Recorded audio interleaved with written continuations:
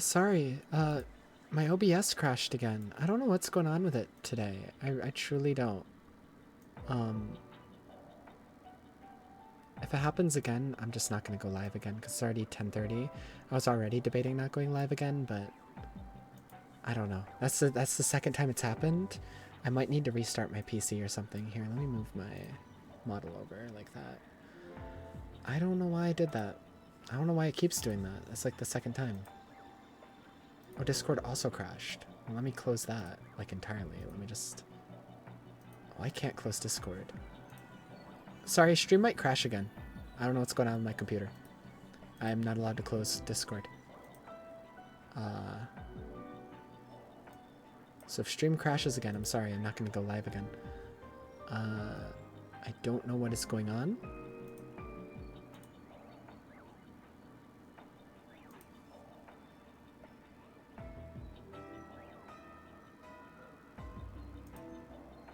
I'm just going to close Chrome, I think. Chrome is using a lot of memory at the moment.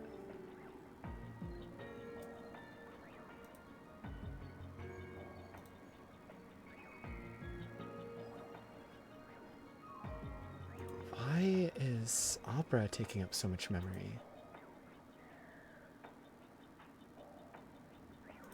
I'm gonna turn on the memory limiter on Opera.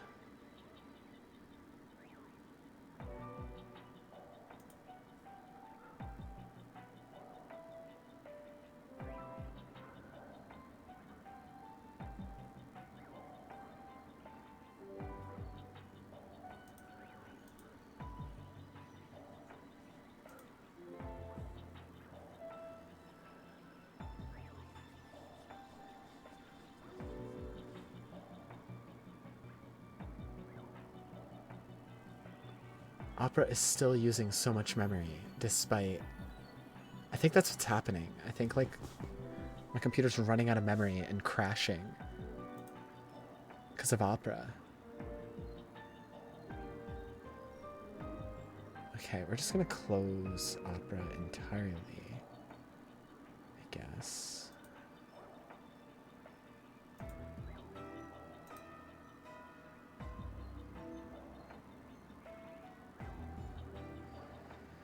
That's really annoying, man. Why? It's usually fine. I don't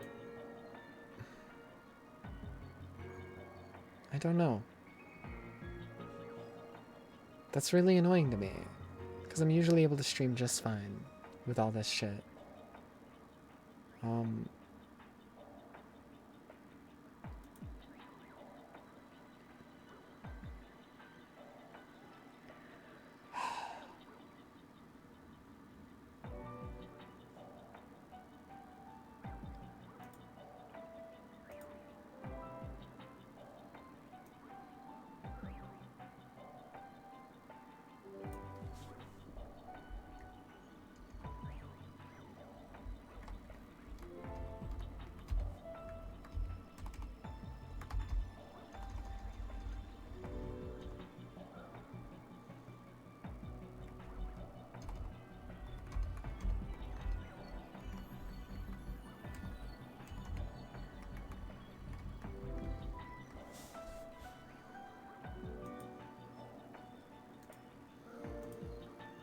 Ay, ay, ay.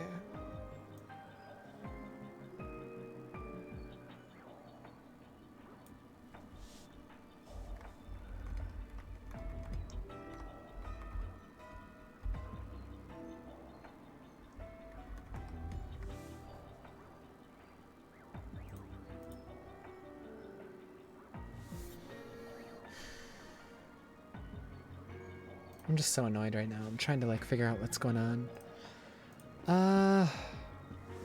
I literally closed Chrome too, so...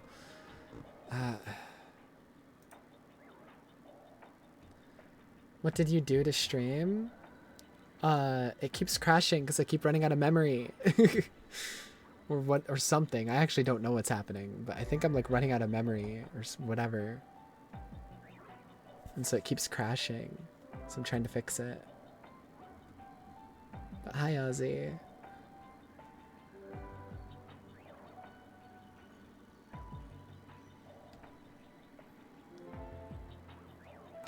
Let me open.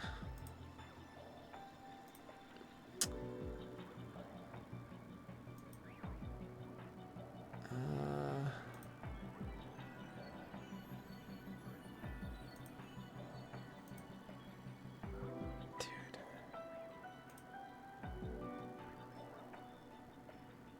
I'm gonna do all time. Delete. There. Cleared a lot of memory on Chrome. So hopefully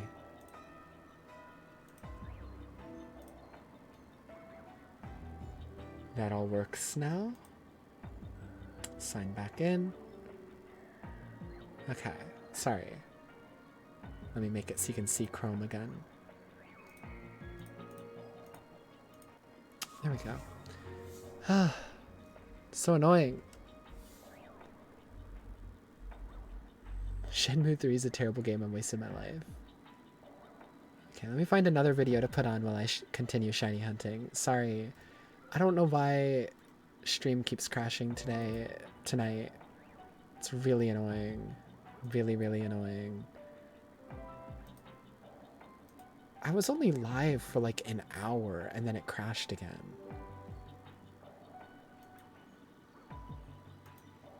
What is going on with my goddamn Opera that it's doing this though? Here, I'll put on network limiter on Opera, CPU limiter, RAM limiter is already on.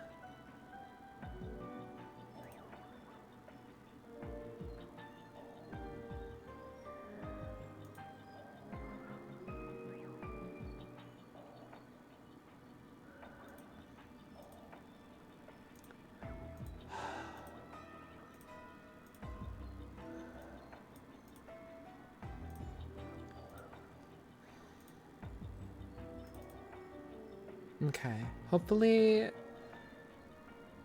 shit works now. I hope. I hope. Okay, let's continue shiny hunting. Let me find something to watch while we shiny hunt. You don't understand Shadow of the Erdtree? Yes, I do, actually. Shadow of the Erdtree is the most understandable part of Elden Ring's lore. It's pretty easy to understand. I kind of want to watch this video of Super Eye Patch Wolf talking about Shenmue. It's from 5 years ago. I've never watched it. I love Super Eye Patch's videos. 60-minute scandal is insane. Let's watch Hassan. Barry White once again. Oh my god, why are you so loud, Hassan? Shut the fuck up. Should have just released this. Barry White should have just released this. It would not have been a story. Now that she actually tried to stop this unsuccessfully, it's turned into a story in and of itself. Fuck up, Hassan. It got more attention. As far as diminishing credibility of previously here, I'm just going to do this. Respected institutions. So that way there's a little bit of space for me to be over here on the right, because Hassan's always in the bottom right. By David Ellison, Larry Ellison. So I'm just going to leave it in theater mode. Part of the reason why it was purchased is so that Barry Weiss could command CBS News to be more pro-Trump than it already was, and certainly a ton more pro-Israel than it already was. And it was really pro-Israel. Yeah, that's one like of the perfect tasks that Barry Weiss had directly was to command 60 Minutes as editor-in-chief. Her job is to I usually move over to the other side if I'm watching a Hassan video because he's always in the bottom right, but I can't do that because I have Pokemon over there. It was directly a I'm part of the hunting. job, right? And I'm going to talk about her statement since then because it came out and it's worthy of covering. But basically, 60 Minutes was supposed to release a story on Trump's deportees, specifically the ones that got deported to CCOT, the El Salvador slave labor prison. Barry Weiss pulled it. It's been leaked, and we'll be watching it because they still released it in Canada. But before we do that, let's look at the story. Canada? Why do you say it that way? Amid fears of corporate censorship. Ah, that's after the network one. abruptly pulled a 60 Minutes investigation hours before it was set to air last night. The segment would have brought viewers the stories of Venezuelan deportees sent to El Salvador's notorious prison. I'm covering him. CBS says Don't that look it at. was still going to air. You don't need but to that look it at needs Hassan. more It's me. reporting. I'm watching Let's it. go live now to CNN chief media analyst Brian. I'm the new Stelter. political pundit. This is really a severe blow, it seems, to the network's credibility here. What are you hearing from Take it out of journalists theater there, mode, Brian? so I'm not blocking him. I think that's accurate. This is a blow to credibility. Whether It's pretty funny because everybody. Oh yeah, hates her. I was Why gonna wouldn't like. you hate her? Hold on, Hassan. Shut up. I'm gonna double check if I'm like even in the right spot to be doing Latios. I have a feeling I might be. Maybe I'm not supposed to be actually on the elevator. I don't know. Shiny Latios hunt. The Austin John one doesn't show the elevator method. I've already watched that one. He We're just shows the gonna run wrong it. We'll just method.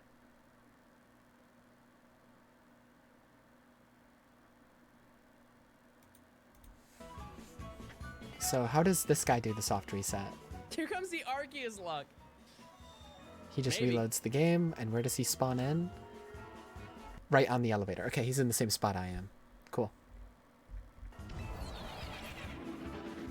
And he just looks at Good it, luck. Thank you. Oh, and then close. Yep, okay, he's doing the same thing I am. I'm doing it right. Just wanted to make sure I was doing it right. Because Austin John, I guess, didn't know about the elevator method when he made this video, and he doesn't show that in this video. He shows an incorrect, less efficient method. Which is fine. He just didn't know. But, yeah. Anyways. Just wanted to make sure I was doing it right.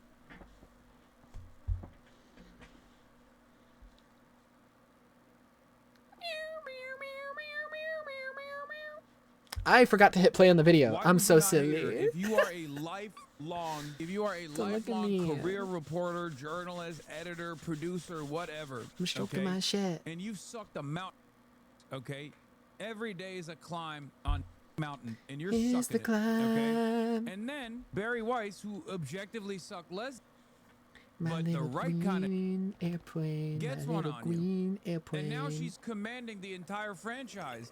You're like, what do you mean? I've been climbing Suck Mountain every goddamn day. You mean to tell me Dick Suck that you Mountain? can I want to go helicopter there. your way to the top because you sucked one? That's bullshit. I And then love also, obviously, penis. there's people that are doing good work as well. But like, say metaphorical dicks just to be safe. Yeah, of course, I'm talking about not real dicks. I'm saying that you just have Metaphorical to- cock. You have to Metaphorical consistently put in penis and work balls, brown dick nose and cock. you know, say certain things, not say certain things in this like tumultuous job environment. You know, it's chaotic. And then Barry Weiss is just sucking up to billionaires, and then boom, she becomes your boss, even though her career is riddled with Dude, I was L's supposed to have my and monitor hypocrisy stands by now. and inconsistency. I'm so and pissed not a lot off of good content in the process either. that they got okay? delayed. That's got to be. Supposed to She fucking kept have them by failing now. upwards. Why? So because mad. she sucked up to billionaires. And that's So I all keep this checking is. my phone, She by the has way. the I keep charisma checking of to a see. moribund snail. Exactly. Where is my phone, by the way? Yeah, reminder that Barry me a Weiss second. never been a journalist ever. She has spent her short career on the opinion side only, and before that, she was a college kid trying to get Palestinian teachers fired. So of course she. I keep sees checking 60-minute my bank episode account she doesn't because like and just spikes they've been it. giving The issues amount of the past resentment couple that real weeks journalists and processing even my journalists checks, who not putting my money in our my fucking careerists account. have for Barry Weiss is endless. Okay, in an industry where there's a lot of vultures, sharks, and also really solid reporters. Oh my god, yeah, I Barry know. Every Weiss time I open this is fucking app, it's like error went wrong. universally Fucking despised, goddamn, right? my bank app Girl, is you so getting clipped for broken. hating women? What? I don't know what Okay. you're talking about. And I But keep it's true, checking I to see if they gave an updated delivery Barry date Weiss is universally on my despised. monitor stands For because good at the moment reason, it just keeps because saying she has no unknown redeemable because it got quality, like so like, super she has no delayed because stage the fucking presence, she's not holidays. charismatic at all. She doesn't Fucking actually have an hate eye my for life. talent, contrary to what Ezra Klein claimed. Which again, We're supposed to be here by now. Ezra And then I was supposed to Klein, have 3 what are monitors you right in doing, front of my man? Jesus goddamn Christ. face! he is just a like he finds himself always on the Hate my wrong side of life. every argument. For like real. professionally, it's crazy to me. Anyway, Just but yeah, fucking everybody kill me, hates her, please. and you know, mostly for good reason. So, and these guys love yapping. Okay, if you know anything about media figures, they love talking to one another. Okay, they're gossips. Maybe that's the reason why they found themselves in this field.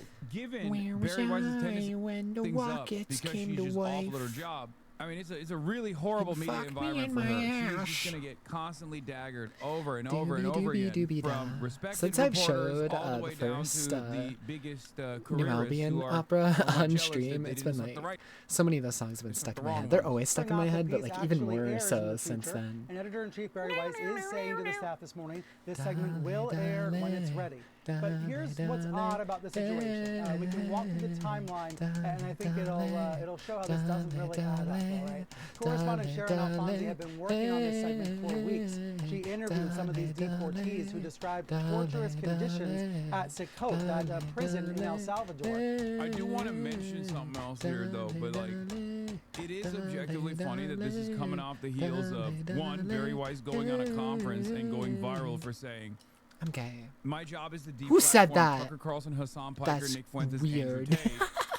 Okay, for being anti-Semitic, It's and instead weird put up being voices gay. that Americans are craving to hear from, like Alan Dershowitz and Dana Loesch. Everybody laughed at that. They were like, "You're." Okay. And then Oh, darling, she was like, darling, "Oh, I have a idea. I have a banger darling, idea. darling, We're gonna do a darling, town hall with Erica Kirk, the only other person that is as uncharismatic as Barry Weiss on camera." And then that flopped. And then this. It's just I'm gonna go a little L bit after later, L just 'cause after L stream for Barry, has kept which, of dying course, tonight. Like, her job isn't to I'm actually so pissed. actually make Like, people watch her stream has content. died so Don't be many fucking ridiculous. That's times. just And what the they one put time I do a down late in the stream, paper. and it That's dies what they put multiple down as times, their so it's now primary within job, like but it's 1 not. hour Her job segments is to make each. CBS News Like, by force are we more serious? pro-Israel and more pro-Trump. More Are pliant. we I think the very actually fact that fucking she's my ass right incompetent now? and bad at her job Why? makes it Why do you funnier. have to Yeah, be this is- drilling my you've never seen this fucking before, just because it prostate? never fails to amuse. Here's Barry Weiss's bust that she had installed in Ew. tribute to herself by the front doors of her Ew. fake university. Once again, you might be asking yourself, how is she so industrious? How is she so good? She has a fake unaccredited university. How is that possible? Called University of Austin. She sucked up to the right billionaires. That's it. That's it. That's literally all this is. And in some ways, I think it's almost like the billionaires basically saying like, "Hey, if you suck our, we'll elevate you too." Instead says the Free Press is one of the least curious media outlets on earth. Every article is a collection of anecdotes that adds up to their priors. Almost no new info or reporting that would challenge their audience. If you fell for Weiss's edgy journo act, it's likely because you wanted to. It's not because of the work. Just the right ass is a more elegant way to say it. Yeah. Remembering when Ellison bought Free Press and to maintain the fiction that it was a savvy business decision rather than him turning CBS News into an ideological play toy, everyone had to refer to Barry Weiss as a reporter and the Free Press as a news outlet, despite them clearly never being either. Brian Stelter himself did this. David Ellison has been tight-lipped about his vision for CBS News, so his interest in the Free Press is a significant signal about his plan to invest in reporting and analysis, to which Adam Johnson replied with, "Brian, please tell us what reporting the Free Press has done. Sending whiny lunatics to troll Gaza protesters, harassing trans youth and their families? What actual news story have they ever broken? Ever? Genuinely. Question I'd love to hear you answer." The Trump administration has been sending migrants too. So these interviews were in the can, they were edited, this segment was ready to go according to producers, editors, fact checkers, and even the lawyers who reviewed the segment. As of Friday, this was ready to go. And that's significant because on Thursday night, Editor-in-Chief Barry Weiss was able to screen it for the first time. I'm told she had some concerns, but there was a sort of an assessment that the piece was going to move forward. And on Friday afternoon, this broadcast was publicized. It was promoted ahead of time. Alfonsi's segment was announced to the public. That's what's also funny about it. They like literally promoted it. Barry Weiss, once again, should have just released this, right? Barry Weiss should have just released this. It would not have been a story. I mean, it would have been, bad for the administration. But now that she actually tried to stop this unsuccessfully, it's turned into a story in and of itself. It got more attention and it got leaked and they had already cut a trailer for it. Like, why would you do that? You're so stupid. But of course you're stupid because you were not promoted to the position of prominence that you got because of your efficiency or because of your output or because of the work you put in. You got there because you didn't climb Dick Mountain the right way as everybody else did, okay? You didn't put time. You got a Sherpa.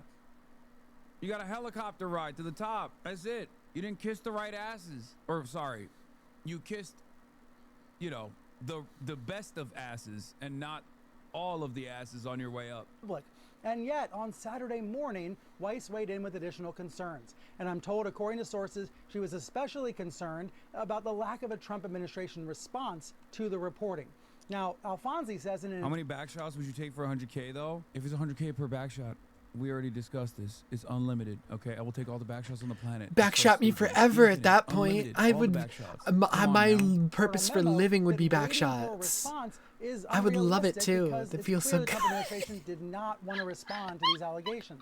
She said, No, eventually you'd become numb to it. You just wouldn't even feel it anymore. Tactical maneuver designed to Eventually you just wouldn't even feel If the good. administration's refusal to participate becomes a valid it's just reason to spike happening a and you're story, just- we've effectively handed them a kill Just switch getting for any reporting they find $100,000 each inconvenient. pump. So that's the view from the 60 Minutes reporting team. The piece was ready to go. It was in the can. It was going to be broadcast on Sunday. But all of a How sudden, many over back the shots you weekend, Weiss taking? Do I decided have to take them shelve it. all in And one that has session, created or a can I real like take uproar some inside now, CBS News, then go with back to it widespread whenever I concerns feel about like it? political meddling and about corporate interference. Give me All all this the back coming as CBS's shots. parent Give company, me Paramount, both tries to 20 ingratiate dicks itself at with Trump once. administration and tries a hostile takeover bid for this network's parent company, Warner Bros. Discovery. Unlimited for And when it 100 comes as years. President Trump has really been ratcheting up his criticism of 60 Minutes. Tell us more about that and the timing of this. 60 Yes, minutes, that's more right, like and that 60 is the essential dicks context in my here. You know, ass Trump at first for a was mad year about an interview straight. with Marjorie Taylor Greene that aired on the broadcast.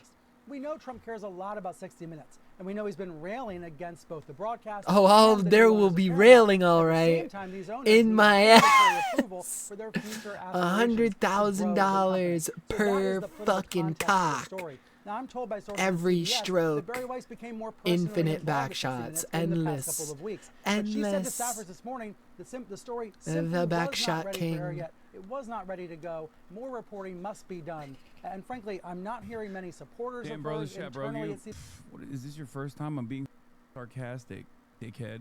I'm hearing a lot of criticism about this decision. But you know what's happened, Pam?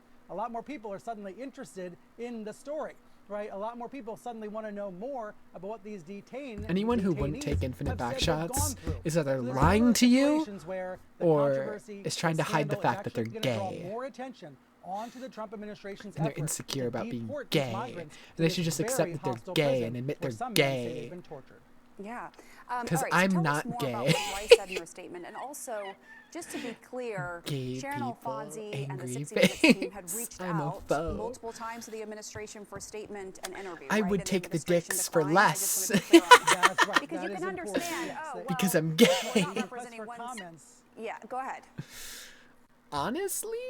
These requests for comment went unanswered. Yeah, it wouldn't according need to to be was also $100,000 per for an back interview, shot. You just could give me an like hour $100 per and back shot, only and I'm broadcast the segment if fuck they it, agreed to be dude. interviewed. She says 10 that would back amount to shots a and I already kill have switch. However, $1,000. Weiss said this morning on the network's early Fuck morning yeah. editorial call, quote, "We need to be able to get the principles Even just on the one record and on session, camera." right? She If means someone's someone just like going to give Stephen me back Miller, the shots to deputy chief of completion, staff at the White House, that's definitely who's going to be insisting on more having those than like interviews. And again, that is her $5,000, prerogative I feel as like. editor-in-chief of the organization. You know? But if she felt so strongly, They're gonna- why did they're she gonna finally have make a at decision me. over the weekend after the segment was announced, after it Say was they ready only to have go, at according me to like one staffers, time a day. after it That's was like already publicized. $5,000 There's something a strange day. about the They process just here, or and then there's the more. Maybe they political want to go overtones multiple that are times. inescapable, and that is why so many CBS staffers are now alarmed in this moment.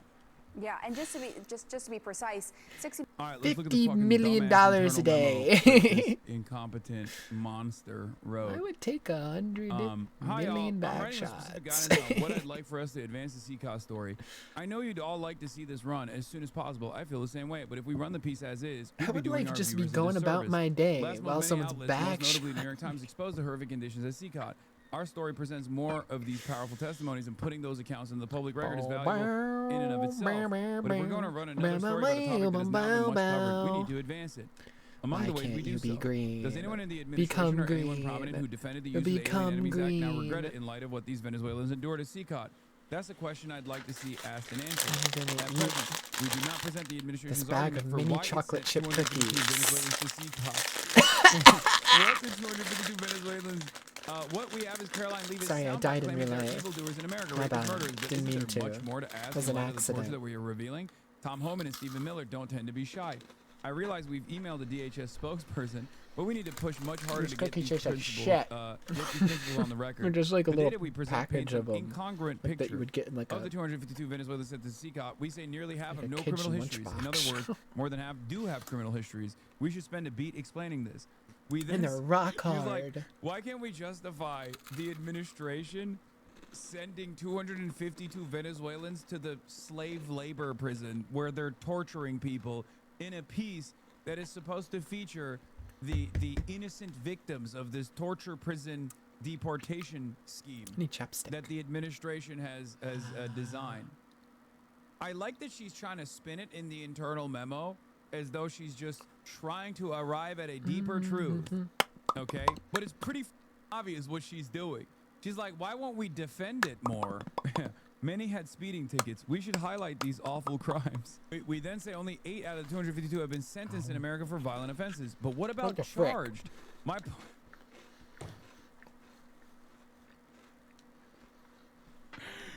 Oh, okay. What about it? I don't know how the criminal justice system works. Why don't we just immediately assume that the administration, who we are showcasing, is engaging in an act of tremendous wrongdoing? Why don't we act like that administration actually has righteous cause to do this tremendous wrongdoing that they're doing currently? Dude, this is unironically, there is a, listen, no disrespect, as you guys know, I'm much closer, or if not directly an ML.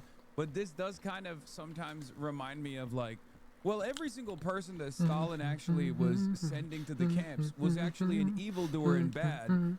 If you really investigate it further, you will find out that they were all engaging in, you know, counter-revolutionary, reactionary behavior. I'm gonna be honest, I'm not paying attention to this Hassan video. I'm gonna find a different one. I kind of stopped paying attention a while ago.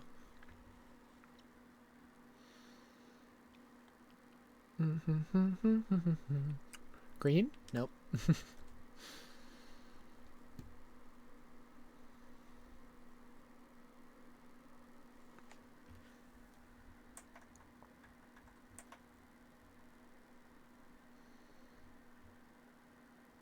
Also, what the hell? Realism. Crazy logo. You know that someone went, guys, I think that we might want to rework the logo a little bit. Fellas, can we have a serious conversation about our emblem right now? Drawing a Star of David around my swastika so people know I'm not anti-Semitic. It's giving those kind of vibes. It is giving those kind of vibes. They're like, well, we have to use the swastika. It's too good not to use. So how do we fix it so people know that we're not evil? Because that's... I mean, that doesn't fix it. You're just adding another swastika on top of it. It's just, if anything, that's the most fitting logo I've ever seen. If anything. Anyways.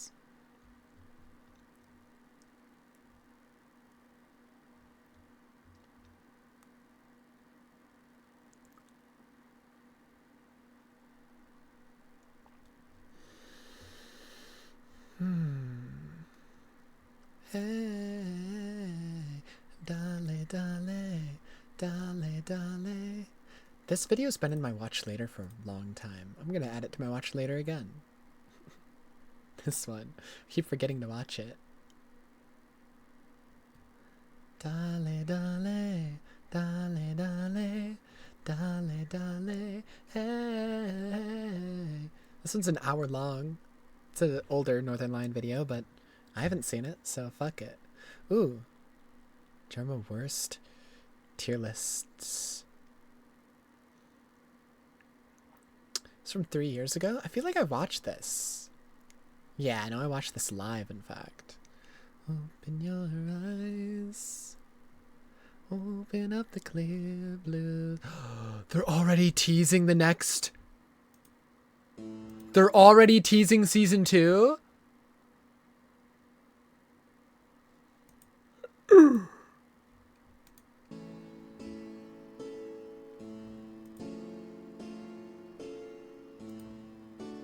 Dude, the movie was incredible, but there was so many years between season 1 and the movie that I was like, okay, that'll be forever until we get season 2.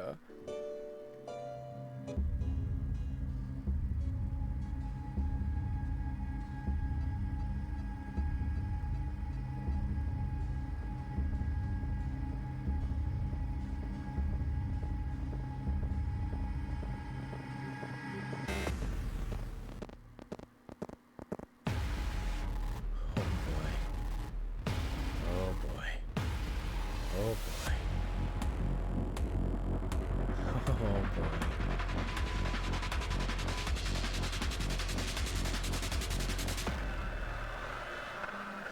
Oh, fucking Peak is on the way, dude. Peak is on the way. Oh my god. I'm so excited, dude. Chainsaw Man's the first time I've been excited for an anime in so long, man. It's like Vinland Saga and Chainsaw Man are like the only two anime I get excited for anymore. Oh my god. If you're not a manga reader, you do not understand just how peak this season's gonna be. I can't fucking wait. I can't wait. I can't fucking wait. Oh my god, I can't fucking wait. I can't fucking wait.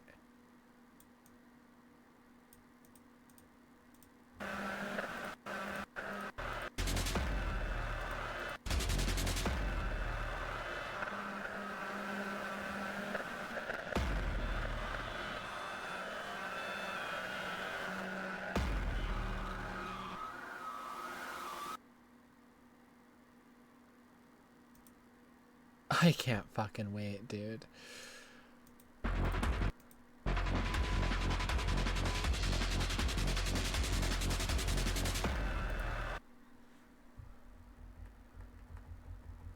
This person said they showed a devil at the last second. Did they hide something in here? I have no idea what they're talking about. Which is good, because it means I haven't been spoiled, but...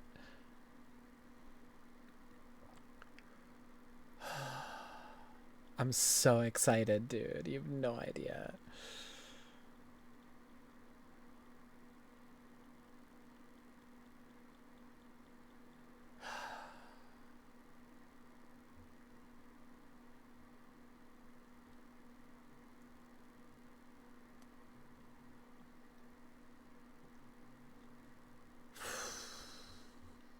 Assassin's Arc. I hope it's a season and not a movie. Because the Reze arc was short. It was perfect for a movie. I hope they just don't do movies anymore. Unless there's other arcs that are that short, but... Dude, I am hesitant to watch anything Attack on Titan related on stream. Because I don't want a single person to ever watch my stream and be spoiled on Attack on Titan.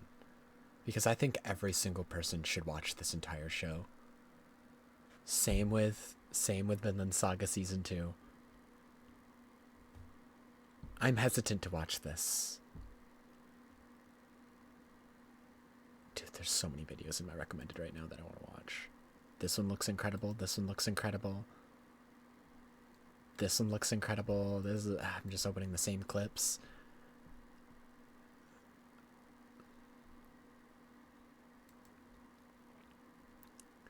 Even until death, even after death. Keep moving forward, even until death, even after death.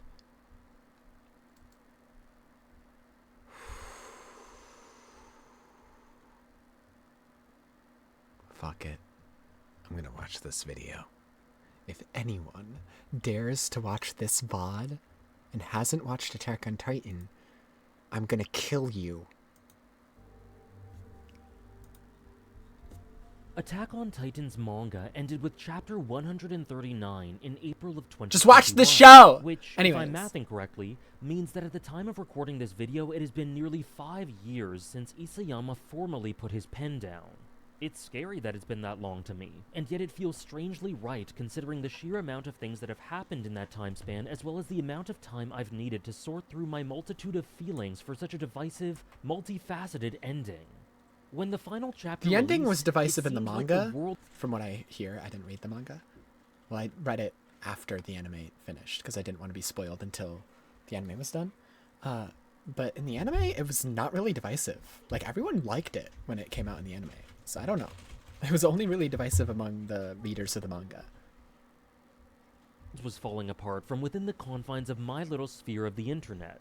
People who had long since turned on the story laughed and taunted that the series had undeniably fumbled the ending. Even longtime fans felt confused and conflicted, and there were very few who had fully settled feelings on it in the immediate aftermath. I myself felt mixed about the ending.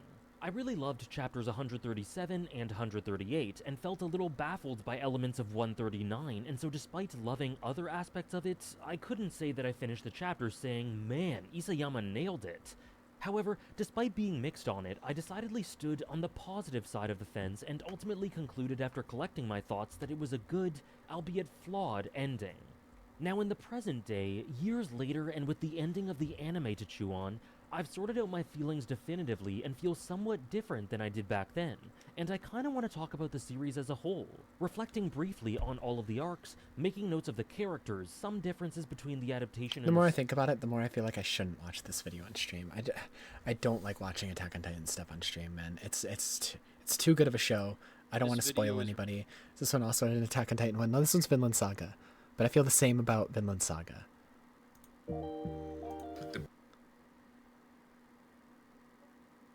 What is this? Hold on, what was this? I don't remember opening this one. Wait. Purpose scams you into slavery. AOT and Vinland Saga. What? This is the same video as the other one. The same video as the other one. Everybody is a slave to something.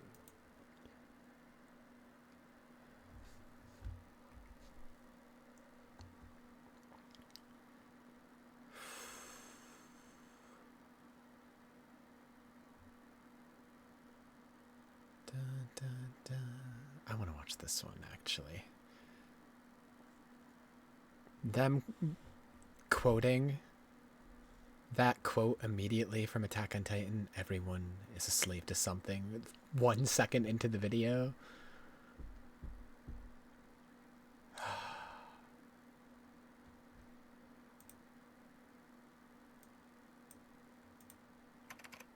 I'm gonna watch this.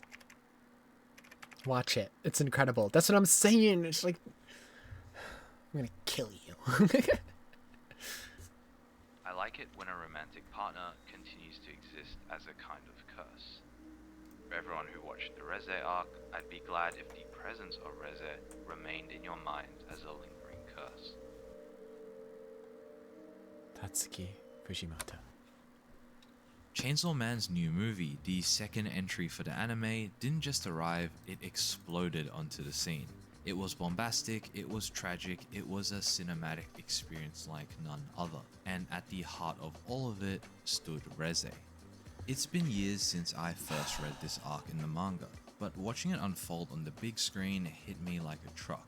Fujimoto's words could not be more accurate. This movie has haunted my thoughts ever since the credits first rolled. Something about Reze's story just works, and I think this arc is one of the best written, visually stunning, and exciting tragic love stories in not just shonen, but all of anime. But that doesn't mean it can't have some fun too.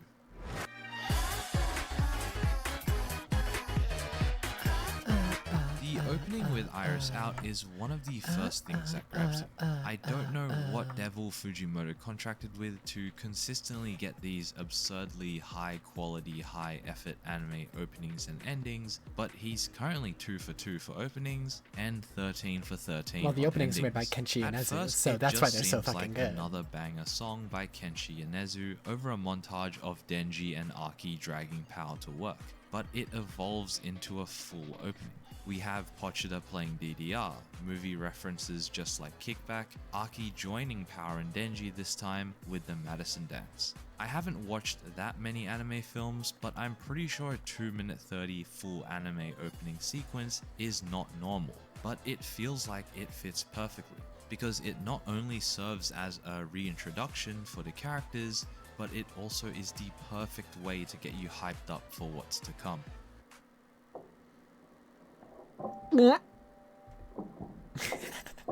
Gulp. The first arc of the movie, Denji's date with Makima, is one of the most iconic chapters from the manga, and Mappa did a beautiful job adapting it. You might have picked it up earlier, but in this scene you really notice the shift in style from Season 1. Season 1 had a bit of a controversy because of its style being overly cinematic and too grounded and realistic. Which has always been stupid, because that's the point. Fujimoto's manga is drawn differently than other manga for that reason. It's directly, the shots are not inspired by other manga, or not inspired by anime tropes. It's inspired by Western filmmaking. And so the anime was made with more Western filmmaking tropes in mind instead of more anime tropes. And people hated it. Even though that's what the manga has always been. Even though that's what Fujimoto's vision for the series always was. Which is stupid. Which is really fucking stupid. That people got mad about it. And the movie still has that style. It just lessens up on it a little bit. Just a little bit. Something that didn't match what a lot of people envisioned Chainsaw Man to be. Personally, I thought it was great. And yeah, I think it's great too. And if people think it doesn't match what Chainsaw Man envisions it to be, then they don't understand Chainsaw Man. They most likely haven't even fucking read the manga if they think that. I haven't read the manga, and even I know that Fujimoto says all the time that the reason the manga looks different than other manga, the reason it's drawn the way it is, the reason it's written the way it is because it's inspired by Western filmmaking. And I didn't really understand the criticism. And it was very frustrating that these comments weren't just criticism, but actually affected the staff of Season 1.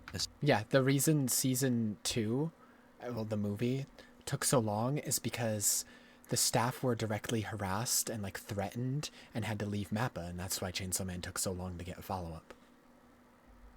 Because people, fucking shitheads who don't understand the point of the direction of the series and why it's directed a certain way, and don't understand the vision for the series and why it looked that way, why it felt that way, who most likely haven't even fucking read the manga if they truly feel that way, that it's too cinematic, too much like Western filmmaking. These fucking shitheads were literally threatening the life of the people who worked on the goddamn first season. And so the director left Mappa, and the movie ended up going in production hell for a while. Especially the director in quite a big way. But I do have to say, after watching this movie, the new approach is just as good, if not better. It's not a huge departure, it really is mainly just more vibrant. Yeah, all it did was change the way that things are colored. It still has all the cinematic shots from Season 1. Things are just a little bit more colorful, which is fine as long as they keep the same cinematography. I didn't really mind the muted color palette in the first season. I thought it was very fitting for Chainsaw Man, but, you know, obviously people wanted a little bit more color, but obviously that's not worth sending death threats over. If it was still a more muted, realistic color palette, I still would have loved it just as much. It still keeps the more cinematic and Western filmmaking inspired shots and shit like that. It just made the colors a little bit more vibrant. So the colors popping more, which does make everything feel brighter and more alive, which fits the energy of the story perfectly.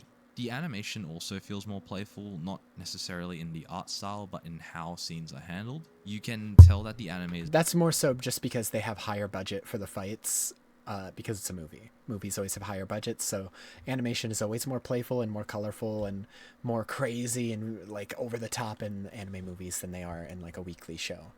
That's the reason the animation is way crazier. Trust me, once they go back to Season 2, it's not going to be this crazy. Season 2 will have more akin to like Season 1's animation, just because the budget for a whole season is not the same as a whole movie. Are having a lot more fun, especially with moments like this one, where Denji freaks out after seeing Makima, and definitely the way the action scenes are choreographed, but we'll get more into that later. As for the actual date scene, as someone who's read the manga, I had concerns about the pacing for this part. When reading it, it did feel like this part would feel very quick when animated because of how it has very minimal dialogue and movement, but the way they edited it and structured it worked perfectly. It didn't feel too rushed at all or too long, and the emotional core and message of the scene definitely came through. With that said though, I do have one small criticism. A common issue with anime films that are adapted from manga is that they can feel like a string of episodes put together. As far as that goes though, this movie is easily one of the best I've seen at handling this issue. It actually... Yeah, it doesn't feel like a string of episodes. Pretty much every Demon Slayer movie feels like it's just like like 3 or 4 episodes of the anime stitched together. Which is why I hate the Demon Slayer movies. I think they're genuinely fucking garbage because they're not movies, they're just stitched together anime episodes. The Reze movie is a movie. Like, it's not stitched together episodes. And when you watch it, you come out of the movie feeling like, yeah, that could not have worked as a season 2. I'm glad they made a movie, not a season 2 of this, because this is like way better. This is way better than any possible season 2 could have been. Because it works. The Reze arc is the perfect length for a movie. It's a very short arc. It has a very clean and not clean ending, but like, because obviously the series keeps going, but it has an ending point that is satisfying enough to end a movie at, and it genuinely, it felt like the Reze arc was written to always be a movie, which it kind of fucking was, because again, Fujimoto talks all the time that they purposely write their manga with Western cinematography and writing in mind. They're heavily inspired by Western filmmaking, so in a way it kind of fucking was written to be a movie. The whole fucking manga is. Feels like a full movie, but this particular section did feel a little bit disconnected. It's not the fault of Fujimoto or Mappa, as manga is naturally segmented into chapters, so it makes sense for Fujimoto to write this part here, and this scene is far too important to skip for Mappa when adapting. I thought that at first, and apparently this scene is like really important for like future stuff in Chainsaw Man, but I don't know how, and I don't want to know how until we get there. But even for the movie itself, at first I did have the same thought where it's like, okay, well, this seems like it's out of place in terms of like the rest of the movie's plot.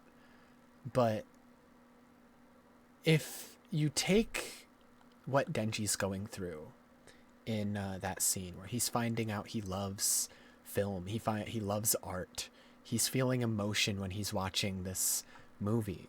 He's watching a movie and we don't know the context of the scene, but we see two people going through so much who, just by looking at their facial expressions, we can tell they've been through so much, and this is both a bittersweet reunion but also maybe a goodbye, and it is a solemn scene, and you can tell that it impacts Denji in a way that it makes him cry.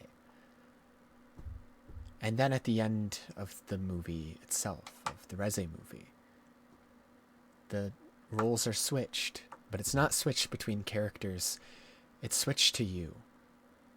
Because there you are, sitting in a movie theater just like Denji. There you are, watching these two broken characters who've gone through so much together, both good and bad, and who solemnly hold each other in silence as they sink to the bottom of the water. An action that perfectly mirrors what Denji himself saw in the movie theaters, now you are witnessing, and just like Denji, you can't help but feel the overwhelming emotion and cry. So to me, I love the scene, even within the context of the movie, because when you realize how much that scene that impacted Denji mirrors what he goes through at the end of his own movie, it's a very beautiful scene. I love it. Hello, thank you for follow, Eggsgami. I'm just watching a video about the Chainsaw Man movie while shiny hunting. I'm shiny hunting Latios. So welcome in, welcome in. Let me continue the video. If you haven't seen the Chainsaw Man movie, spoilers. Oopsie. The manga, this chapter, this date with Makima really left an impression. It posed an interesting idea, but more so it carried a weight that felt unforgettable, something you knew you should probably remember when moving forward. And I can't really go into more Peanuts. What details the hell? without spoiling the later part of the story, but What the this fuck? scene, That's your or first rather the message? message of this scene is fairly important. But Which in the movie? it almost felt forgettable. The Chainsaw Man Reze arc movie, which came out a couple months ago. I'm watching a video talking about it because I love that movie. I've just been watching videos while shiny hunting for something to do because me just sitting here shiny hunting could be pretty boring. That definitely could be because the rest of the movie is so memorable, but I just felt like this scene lacked the feeling that Fujimoto nailed when he first wrote it. But at the I end disagree. of the day, this is I thought that scene was very emotionally impactful. a very minor nitpick for me, and it didn't take away from the overall experience at all.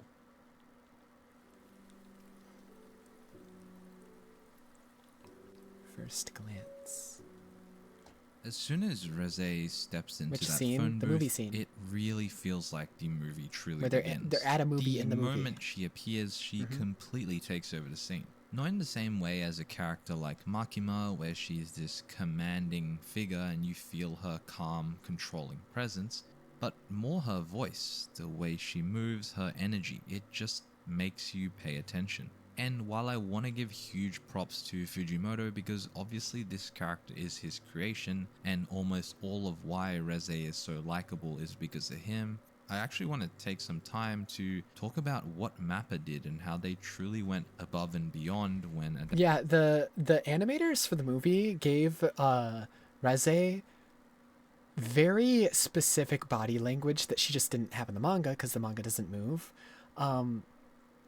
One of which I personally noticed is whenever she says goodbye to Denji, she leaves her hand behind as the last thing that he sees, always, as like a lingering hand that like she doesn't want to like leave, and it's just this cute little gesture that she does to him. I especially noticed it in the classroom scene where like she's leaving the classroom, she walks through the doorway, but she leaves her hand poking through the doorway and then slowly pulls it back like hesitantly. She does it all the time whenever she's like leaving him. She waves and then leaves the hand there and then pulls it back after she's already walked away. And there's a lot of like very subtle things in her body language that just add to her character so much in the movie. That just, obviously those types of things can't exist in the manga. You can't really have subtle movements like that in the manga because the manga doesn't move. The way like she purposely moves herself closer to Denji, puts her leg over his to like force this closeness with him. It's just, there's so much of her body language in the movie that is incredible, and it tells so much about her character in a way that a lot of people just won't pay attention to because it's a fucking shonen. And unfortunately, a lot of shonen fans are only there for the fucking action and don't pay attention to shit like that, like subtle movements of characters. Unless a character's outright saying something verbally, a lot of shonen fans won't fucking realize what's going on in a character's head.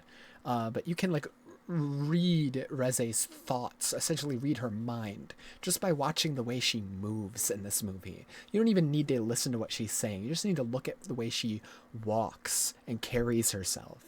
And it just tells you everything you need to know about what is going on within her. That's just invasion of personal space. No, but he likes it. No, but like it's consensual. He likes it. He loves her. Master a character. A lot of it is Andrew about Garfield, the the big goat. speeches or the dramatic gestures. But the true difference between just a good performance and a great one is the subtle things. The tiny hand movements, the ways their eyes and mouth move, the things you don't really notice too much but come to you subconsciously. And it might sound wild, but I feel like the animators have actually managed Yeah, see, to right there. capture That's exactly this what I'm talking level. about. She turns around, but she leaves the hand back there reaching out for him and then pulls the hand away. That's exactly the gesture I was talking about. Her subtle gestures and body language in the movie is incredible. The attention to it is like godlike. Of nuance with Reze. The way her hair moves, the way her eyes and mouth emote, the delicate gestures of her hands, and the way they take their time Oops, I to wasn't paying animate attention. her Was it entire little shiny? commute to the cafe. It's also intentional in the animation, and it just gives her character so much life. And of course, Reina Ueda's amazing voice performance only takes all of this to the next level. When I read this arc in the manga, The voice acting, they also added a lot of subtleties in that just don't come across in the manga. Where like, Denji and Reze are fighting. In the manga, the subtleties in the voice acting don't exist there because you're just reading dialogue. Like there's literally moments where like Denji, like what he's doing in the fight is so ridiculous that despite them literally fighting to the death, Reze can't help but laugh at how charming she still finds him, how much she still loves how much of a dork he is, and like she literally laughs about it mid-fight while she's actively trying to kill him. She's still laughing at how much she loves this fucking dork of a person, and like that just doesn't exist in the manga because like there's no voice acting there. So like they even added subtleties in terms of like the voice performance in the movie. It's just the movie is such an elevation over the manga, and that's not to put down the manga in any way. The manga is excellent, amazing, perfect. It's just the movie took the strengths of its medium of having voice acting, of having animation, and elevated what was already there to such an extent that I think it surpasses the manga in all honesty. I really do. I really did like Reze a lot. She was fun, interesting, and had a compelling story. But seeing it all come into motion, seeing Reina Ueda basically embody this character with every line, it all just hit so much harder. Honestly, I think the first half of this movie wouldn't land nearly as well without this level of care from the animators. While the scenes in the cafe basically show this to its fullest extent, I actually want to talk about two other tiny scenes that I think really highlighted this for me. Firstly, in the school when Reze leaves Denji in Oh my god, this is exactly what I was talking about before. She waves, and then as she steps out, they decide to add this extra touch where they animate this cute little hand gesture just before she passes through the doorframe. That's exactly they could what I was have talking definitely about. just had her do that simple wave, or even just have her step out of frame in an over-the-top way and let the voice acting carry the moment. But instead they added that playful extra touch to her character right before she disappears out of scene. The second is a little bit after this, after Reze comes back to the classroom. No, after from she the comes roof. back. Okay. She pauses, takes a moment, and moves her wet hair covering her face. It's such a small, seemingly insignificant thing that when you think about it, they didn't really need to animate it at all. It doesn't add anything to the plot or even tell us much about her character, but it does add life. Just take a look at this clip from New York Comic Con, where the film's CGI director explains that all this with Reze was very much intentional. You know, that Denji thinks that Reze is so cute, so we wanted to make sure that there will be a little things that makes the audience really feel the same way as a Denji would.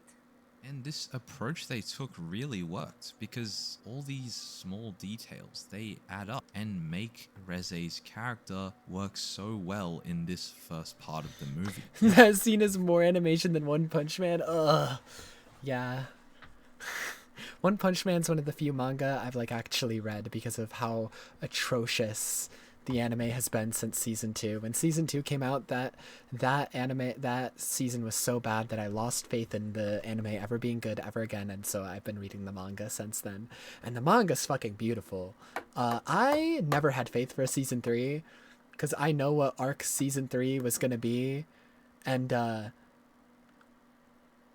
Monster Association arc is ungodly long. It's gonna take, like, if they continue to make the anime, which I hope they don't, it's gonna take like 3 or 4 fucking seasons, dude.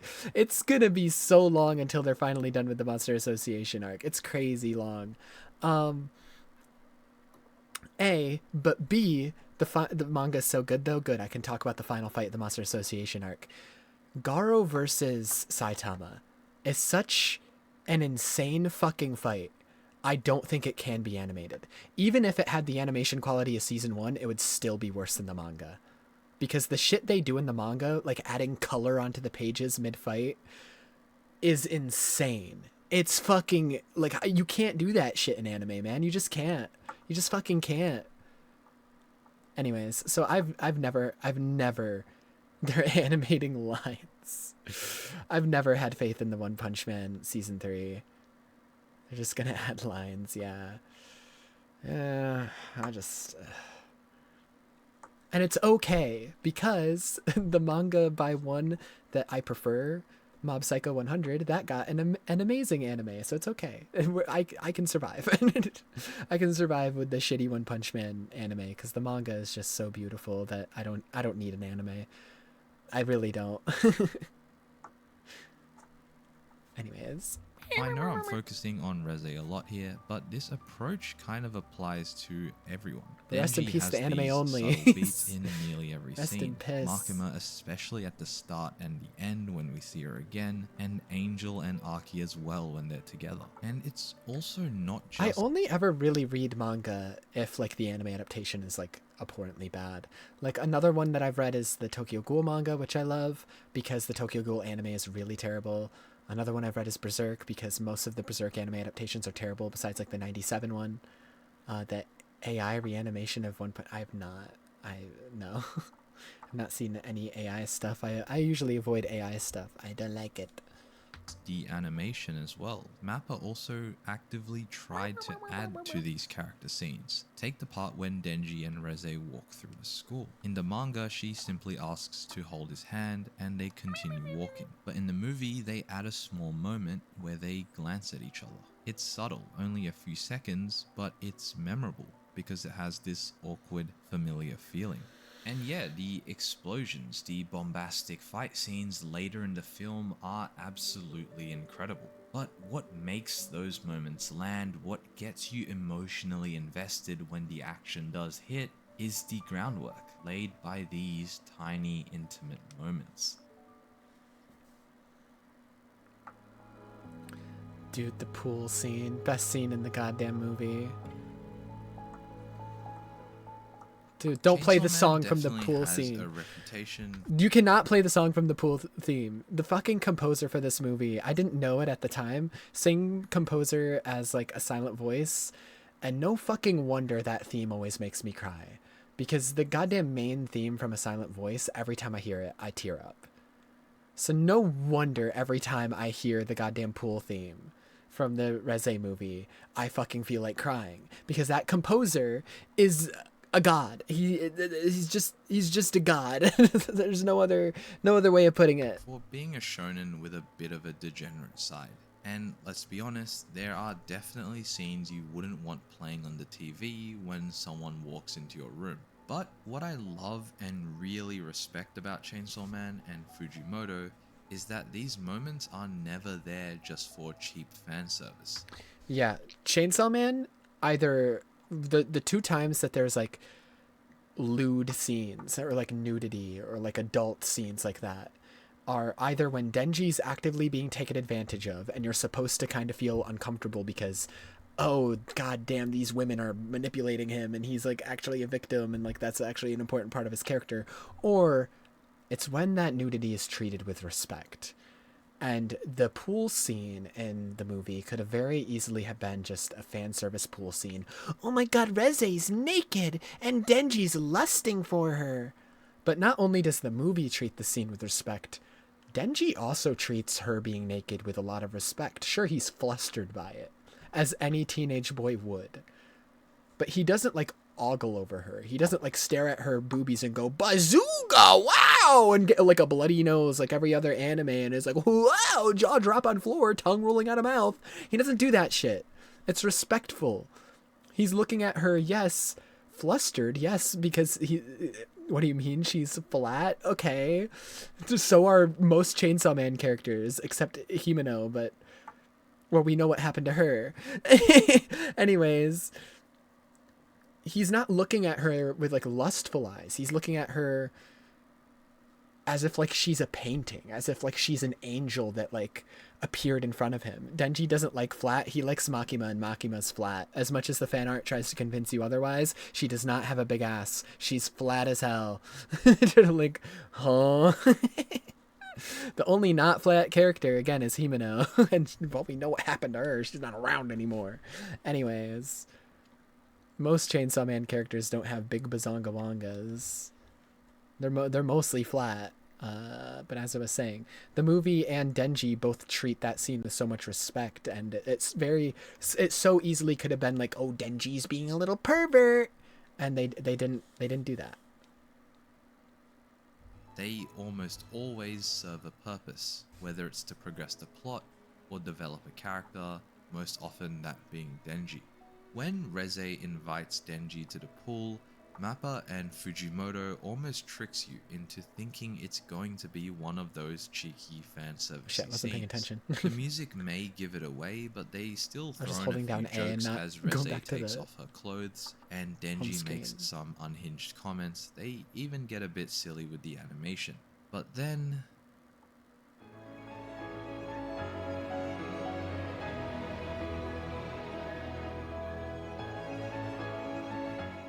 this moment right here is when I realized this movie truly was something special. The entire pool sequence is one of the most cinematic, emotionally resonant scenes I have ever experienced in a theater. I've seen the film twice now, and both times Only the twice? audience went from a few laughs here and there from Denji's reactions. Audience? To the situation, Motherfucker, I but was the as only soon one as in he that theater. leaps and hits the water, It was it's empty, and I wouldn't have it complete any other way silence. because I was able to Kensuke sob. Usher They're absolutely 16. nailed the score here. I thought he was 17, but maybe 16. I don't know. He's a teenager, and like that's part of the reason that like there is so much like pervy scenes with Denji is because he's a stunted teenager who never was able to properly develop and is now being taken advantage of all these adults around him who use his stunted development and his idea that love equals sex, love equals lust. He's conflating the two because he's never been able to experience the two properly and healthily. And so they're taking advantage of that. They're taking advantage of his stunted growth and manipulating him. That's like the whole point of a lot of the sexualization in Chainsaw Man is to show how stunted of a character Denji is and how much room he has to grow and how fucked up the people around him, the adults around him, are for using his stunted growth around him. Reze, well, yes, she started off as using Denji, is not using him in this scene. And that's why they treat the nudity with so much respectfulness, because it's two people who aren't lusting after each other, but it's the first time Denji's feeling actual love. Not lust, not his hormones, not some fake love as a result of like his stunted growth, but genuine feelings for another human being. And it's the reason this is like the one time that's treated with respect and like as something beautiful, as something that can make you cry, rather than in every other case where you're kind of like grossed out by the nudity because you're like, ew, why are they doing this to him? Ew, why is he okay with this? Ew. If you haven't revisited the soundtrack, especially this piece, I highly recommend In the it. pool. It doesn't Oh matter my how long it's God. been since you've seen the movie, as soon as that piano hits, it pulls you right back in. And while I definitely don't think you need to watch this movie more than once to truly understand But it, you should. this scene hits a lot harder on the second watch. The first time, it's still ethereal, emotional, and clearly very important. But after you've seen the ending, after you understand who Reze really is, this scene becomes something else entirely. Now, I want to take a step back and ask you something. How many pages do you think this pool sequence is in the manga? If you It's asked very me long right in the after movie. finishing Very the movie, long. I think I would have said 10 to 15 pages. And I feel like most people would say something similar. Well, the actual answer is it's only 6 pages. And when Denji actually enters the water, only 2. Normally when Fujimoto draws scenes like these emotional scenes with not a lot of dialogue, but just characters living in the moment, he normally dedicates full spreads and really emphasizes it. These are some of the most memorable parts from Fujimoto's manga. Now, not to say that Fujimoto missed when he drew the pool scene, But he kinda I did. love how Mappa looked at this in the manga, realized how important it was, and decided to just go all in. And honestly, I can't imagine watching this movie without this scene being adapted exactly in the way it was. It's visually stunning, the emotions were high, the music perfect, the voice acting, water effects all incredible, and of course the addition of the spider and the butterfly. You might not realize because of how well it fits, but the spider and the butterfly in this scene are completely anime original. This symbolism just makes so much sense for the scene we're watching, it almost feels like it wouldn't be complete without it. And it even takes on an entirely new meaning by the end of the movie. I've been watching anime for quite a while now, and it does feel like a lot of the time anime studios kinda just follow the source material to a T, specifically when adapting manga. There's definitely nothing wrong with that at all. When the manga receives an adaptation, it's obviously for a reason, and especially when it's something like Chainsaw Man, it doesn't really feel necessary to do more. But nothing makes me respect a team more when they look at a piece of work and decide to go out of their way to try and enhance it. Action scenes are the most common improvements from manga because, well, manga can rarely capture the full motion that animation can. But when they try to enhance the story, the plot, the characters, by adding extra scenes, lines, or symbols, Dude, fucking really that Violet Evergarden scene, that's like... I need to rewatch Violet Evergarden. That anime makes me cry almost every fucking episode. That episode especially, where they were showing her jumping over that lake, that episode's really hard to watch. There's another episode where she's writing letters for... I don't even want to say what it's about, but there's another... never mind. She's writing letters for somebody, which is every episode. That's the entire plot. But... I don't even want to say what it is. But that episode is one of the hardest watches in any anime. It's to do with her writing many, many letters. And I feel like me just saying that is enough to know what episode it is if you've seen the anime, where she writes many, many letters, all for one person. shows the passion and effort they put into making a show or movie. And sometimes it doesn't work. That's fair. There's a reason why. Yeah, fuck Tokyo Ghoul, dude. That anime sucks. I love the manga. One of the most... Dude, the manga for Tokyo Ghoul, one of the most emotionally mature manga ever. That shows so much care for mental health and trauma and abuse and all these other very serious topics. And it deals with them in such a serious, careful way. But because of how bad the anime was, just trying to pander to Hot Topic kids and be emo and edgy and dumb as fuck, Tokyo Ghoul now always has the reputation of just being edgy trash. Which sucks, because the manga's so fucking good. But it will always forever have the reputation of just, it's just emo trash, who cares, blah, blah, blah, blah, blah. Depression. Sui Ishida, the author for Tokyo Ghoul, is such an amazing writer. I'm really loving his new series, Trojan X.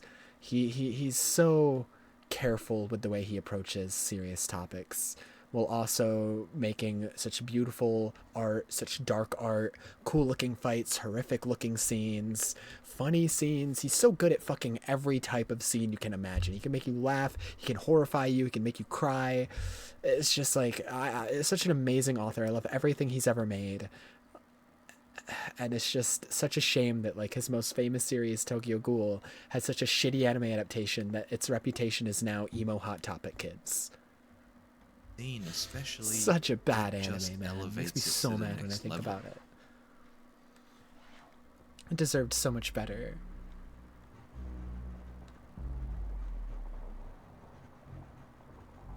When the curtain falls and Reze's true character is revealed... Dude, the music in this scene where she transforms into the Bomb Devil, it actually, like, in the theaters, it sounded like the walls were, like, cracking apart. Because the music is, like, mixed in a way where it sounds like the music's glitching out and the audio is being ripped to pieces. And in the fucking theaters, it sounded crazy, dude. Like, it sounded like it was in my ears. Like someone was scratching at my eardrums. It was crazy sounding in theaters. The movie shifts quite a bit. I don't really treat the reveal such good of Reze audio being fucking the design bomb hybrid as a twist, because if you've seen a trailer, any promotional material, or just participated in general Chainsaw... Yeah, it's not a twist. Everyone going into the movie knows that she's the Bomb Devil. Everybody knew it. Man discussion, you probably already knew. But the scenes showing Reze's true character doesn't really rely on it being a twist, it works regardless. The first major hint that things aren't what they seem is the rooftop scene with the Devil Hunter serial killer. I'm not sure how I imagined this moment when I read it, but what they did in the movie was definitely not what I expected. Dude, the movie, the version of it in the movie is like horrifying. Like, if they ever wanted to make a horror anime, they would do a good fucking job at it. Because this scene specifically, with the rain falling on her eye, oh my god, dude. I felt like sick to my stomach with like the rain falling on her eye while she was slowly choking someone out while singing in Russian. Oh my god, it was... Reina Ueda's voice as Reze is running and cornered on the roof just They'd feels make such a so good horror real and anime with full like of the fear. same And team. if you didn't Like, know truly. she was the bomb devil, you probably would think that this character is genuinely in danger.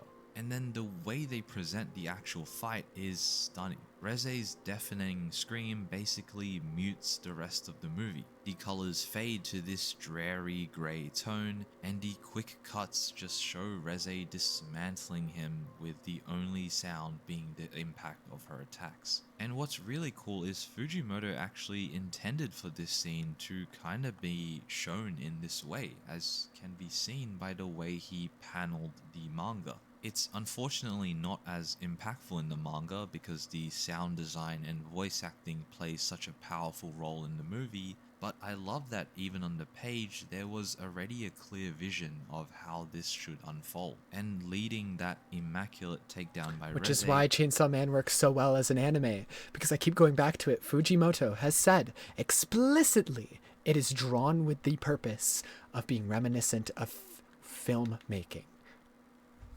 We go straight into Not her other manga, soft voice filmmaking. singing in It's Russian, meant to while she look like, motionlessly hey, this chokes would look guy out. great as an anime It's scene. This would eerie, look great in a movie. creepy, yet beautiful. And then there's the kiss.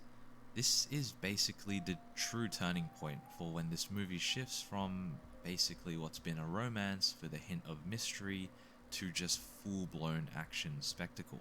The lead up with Reze and Denji running through the festival kind of gets skipped over in a lot of discussion because it is surrounded by much more memorable, impactful scenes, but this part was also beautifully done. The choice to blur the motion of the festival crowd while keeping Denji and Reze crystal clear is just perfect imagery.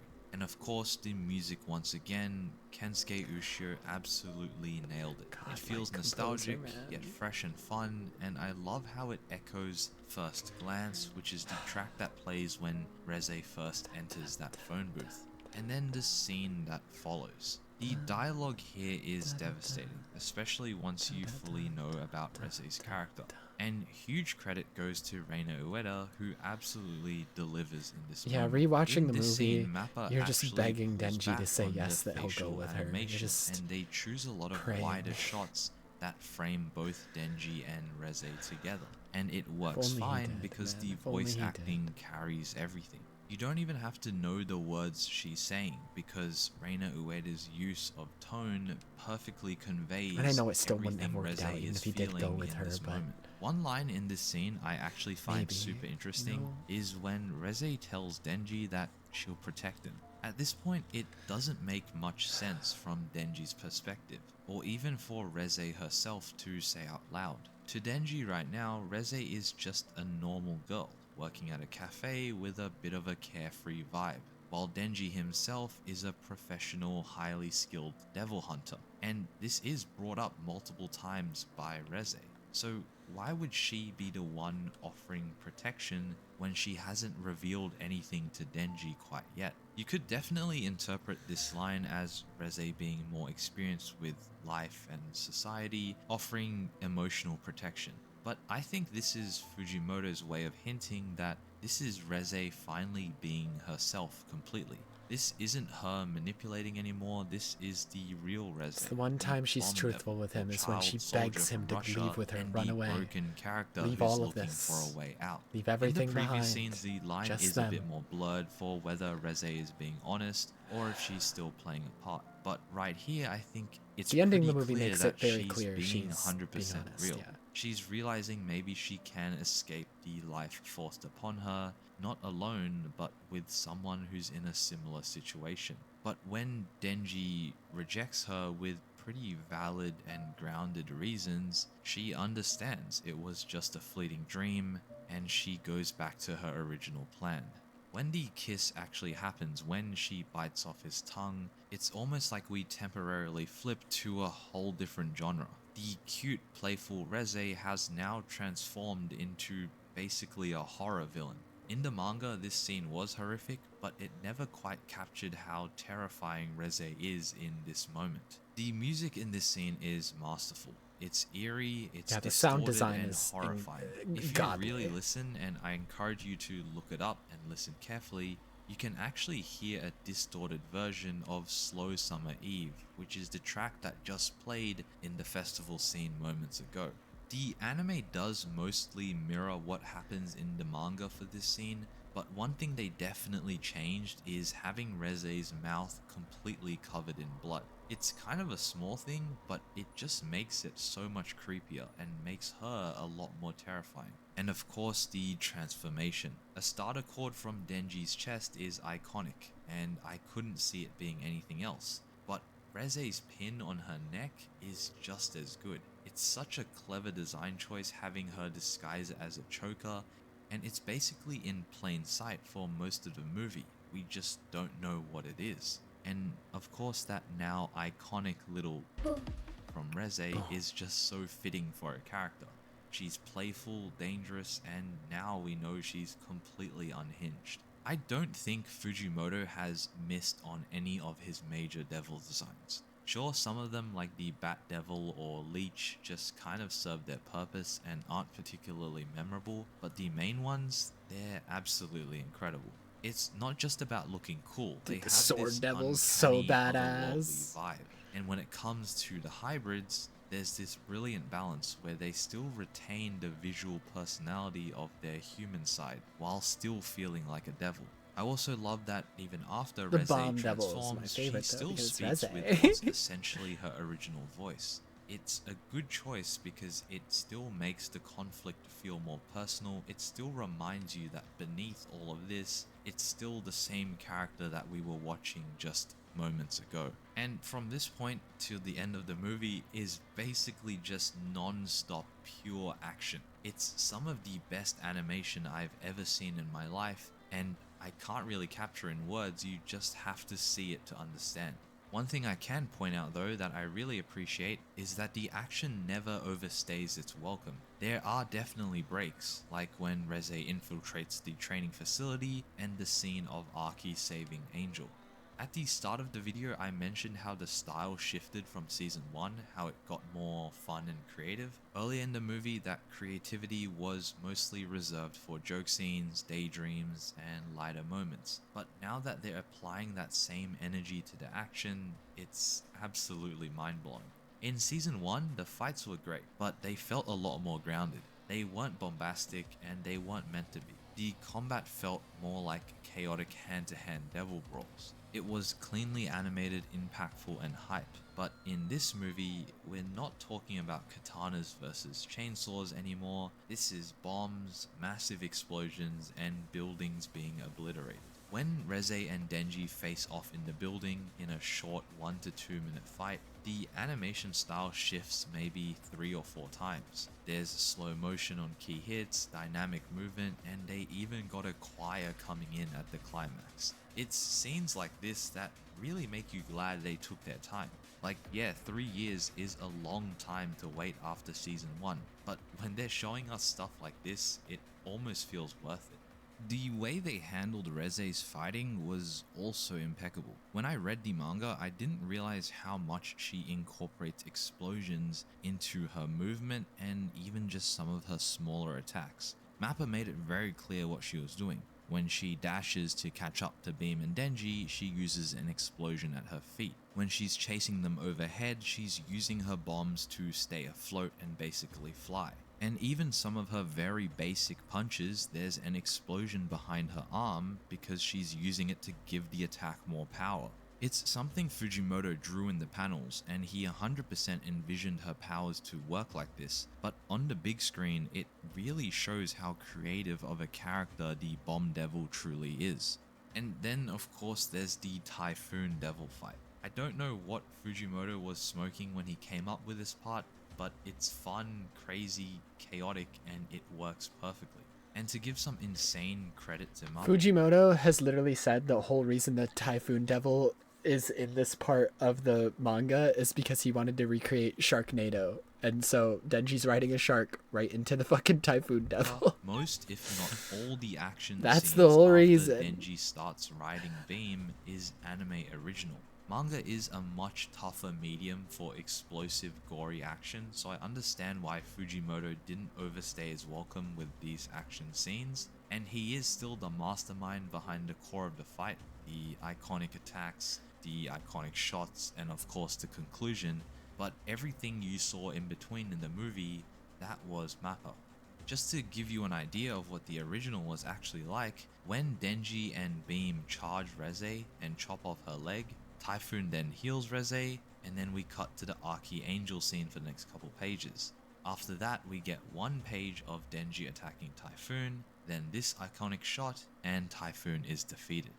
Mappa gave us a whole lot more than that, most notably the building fight I just mentioned before, which was, for me at least, the highlight of the action in this movie. Yep. And then of course the It's much more insanely extended animated. killing of the Typhoon Devil, and the final Reze beatdown.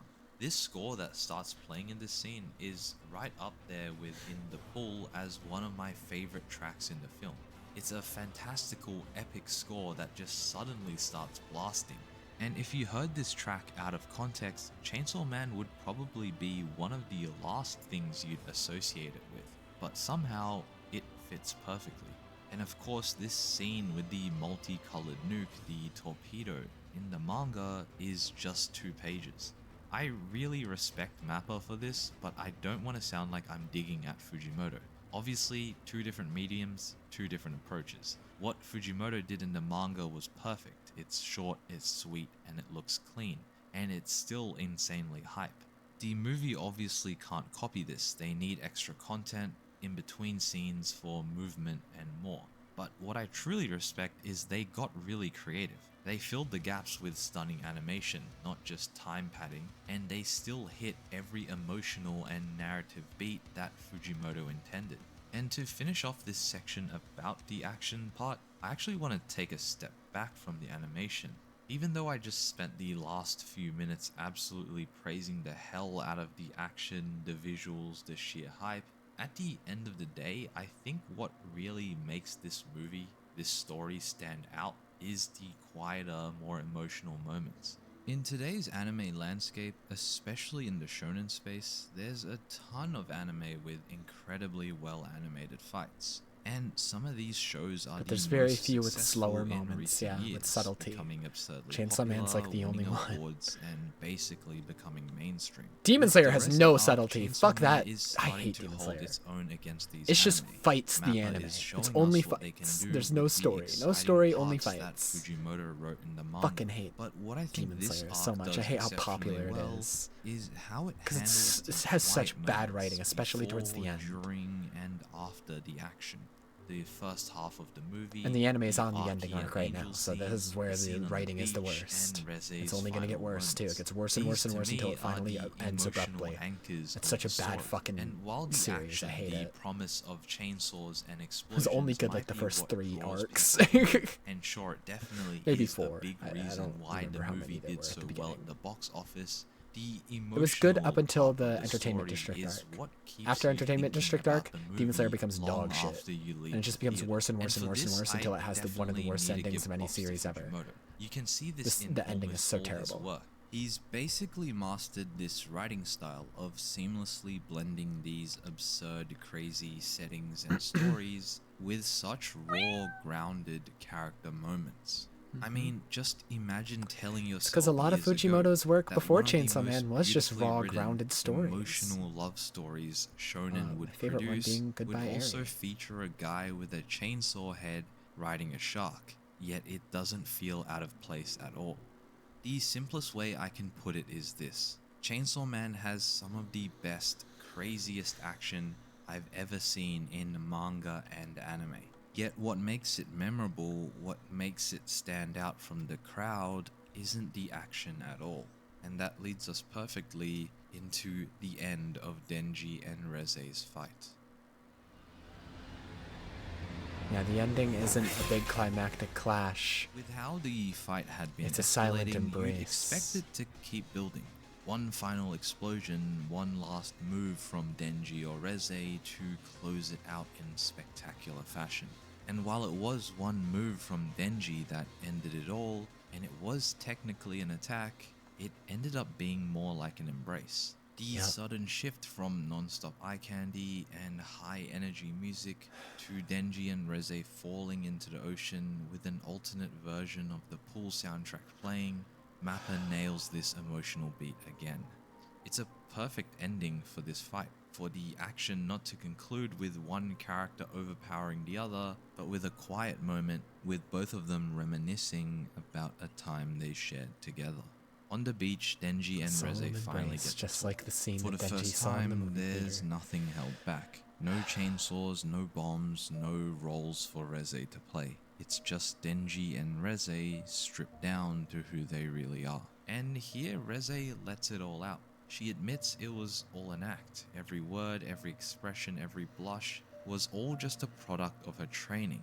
And while it hurts to hear, both us, the audience, and Denji have our doubts. Not necessarily because she was genuine the whole time, but there were moments, standout moments of their relationship that felt too real to forget. I love how Fujimoto handles this next bit of dialogue. When Denji throws out one last chance, instead of having Reze doubling down, telling Denji again that it was all fake, instead she explains why this can't work, why this would make Denji complicit to murder. And I love the callback to the pool once again. If all of it was fake, Denji mentions, "You taught me how to swim, it can't all be a lie." Fujimoto is basically making you remember every moment they share together, and it really makes you question, now that you've seen it all, which parts were truly real. Reze hugs him, also an anime original moment, before she then snaps his neck and leaves. She's conflicted, she has a job, a dangerous one at that, and she knows she can't live a normal life. But she still grew to really care about Denji. And she makes it all the way up to that platform with this conflict still in her mind. She's and her about to escape leave. in the form of a train to go right back in to front Russia. of her. But in that moment, her conflict is decided. As we see her She make couldn't her leave way back to the Denji. cafe, back through the very path we She saw did her love take him. at the start of the movie, this time not to go to work, but to a promise of love and freedom. As we watch her even start running as the cafe comes into sight, it all comes crashing down to a tragic ending.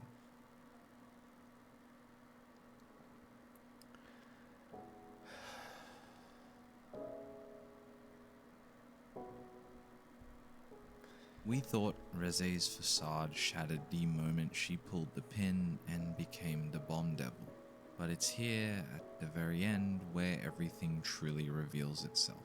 Reze never had a proper childhood either. Every time she called out Denji's hollow little life, his enjoyment of the bare minimum, the constant danger he lives in, she's projecting, because this is exactly the life she's been living as well. And then there's the spider and the butterfly. In the pool scene, we're led to believe Reze is the spider, the predator trapping Denji in a web She of is. lies. She even says it herself on the beach, it was all an act, she never cared, and she knew But it the would butterfly never work that represents after Denji is a monarch. mentioned Makima. And we as the audience also deep down knew it couldn't work because we saw the destruction to innocent lives Just and like a close monarch allies poisons that the she spider, caused. But then, Denji why poisoned did she her come with back? real love, Why didn't she real kill him right emotions. away? Why did she take the time to teach him how to swim? In her final Poisoned lines, her she with the ability asks to the same forget. questions, and in doing so, she gives us the tragic answer. She ability to was forget never everything, the her spider. pain. As soon as she saw herself in Denji, as soon as she learned more about him, as soon as she started to fall for him, we realized she was actually the butterfly. Whether it was No. companionship, love, disagree. or whatever else you She's may not meant to be the butterfly. Is meant to be the spider. But you got to pay attention to what butterfly it is. It's a monarch butterfly. And you see later in the scene that the spider also is staying still. It's no longer moving because the spider died because of the poison inside the monarch butterfly. So she is meant to be the spider. But them showing the spider dying is them showing that the same thing will happen to Reze. Reze will be poisoned by Denji. She'll forget her mission. She'll forget everything she came here to do. And she'll no longer be able to kill him. She'll learn to love him. That love is the poison. And that love, that poison led her to go back to Denji, led her to her death. So she is the spider still. I disagree with this person's assessment. Interpret it as, the truth is that whatever drew Reze back to Denji at the end of the movie, it was real. She knew the risks, she said it herself, but by then, it was too late. The true twist of this movie wasn't that Reze was the bomb devil, but that she was actually the butterfly being trapped, not in the web of lies like we thought Reze had set out herself, but one of hope in the form of a peaceful life with Denji, the life of a country mouse. As her story closes, we realize that while Reze was the antagonist, deep down she represented something far more fragile, a fleeting, youthful love that was never meant to be. And while Denji remains none the wiser of her fate, Tatsuki Fujimoto and Mappa leaves us with the tragic yet beautiful story of Reze, the one who got away. デンジ君、本当はね、私も学校行ったことなかったの。Fuck me. Good video, fucking good video, but goddamn, making me tear up over Chainsaw Man again. Fuck you. I've already watched this movie so many times. Oh my goodness, fucking gracious, dude.